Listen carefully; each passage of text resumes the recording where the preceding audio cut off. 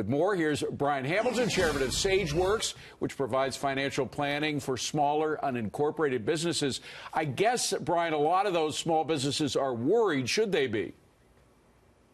They should always be worried, David, where Washington's concerned. True. Yeah, definitely. So here's the deal. Basically, they're going to pay less taxes. My only fear, Dave, to your question, is that there's going to be some complication. There's going to be change. The small businesses are going to have to scramble to go see their accountants. They're going to pay a little bit more money in fees for that.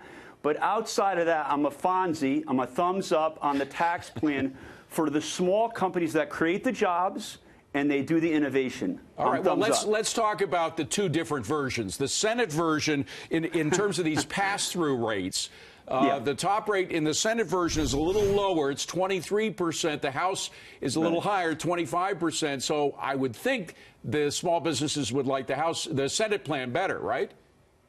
Yeah, I think so, Dave. But small potatoes, you know, it's small. Basically, here's what's happening. Under either plan, I don't want to say income is shelter, God forbid, but there's this threshold where you're going to be sort of sheltered on the bottom end of your income and pay less taxes, about 25% up to X dollars. Now, we don't know yet what X dollars is, but it's a boon for small businesses in that for the first amount of money, you're going to pay fewer taxes. The difference between the plans, not a big deal. One other thing, too, you know, it's hard to, as you know, it's hard to separate politics from policy and all this stuff. I hear all this stuff. Right. Remember, under either plan, the rich guys, okay, the super rich guys, are not going to get the breaks. You know, once you start making the big bucks, over $500,000, $1 million, this is for small businesses. That's why I'm smiling. Well, I'm very happy for America. It's totally against what you hear from the media. The media says it's just the opposite. It's just for the rich. Very quickly, though, when you do bring down the top rate,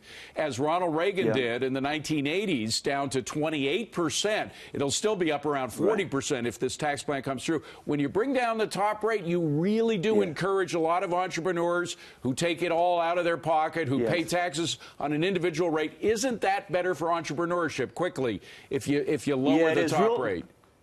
Yeah, real fast, David. Here's another thing, too, that I gotta sneak it in. When these guys go out and make capital expenditure, the biggest part of this tax plan is not being talked about. When they make a big expenditure, they're going to be able to expense it in the first year. That's massive for capital expenditures. It's massive for investment. People, it's a great way to create jobs. Okay. Well, Brian, you're close to those small businesses. Stay with us. Stay close to us. We want to hear how it goes, particularly as they hash out the Senate and House version. Thanks a lot, Brian Hamilton. Good to see you. Absolutely. Yes.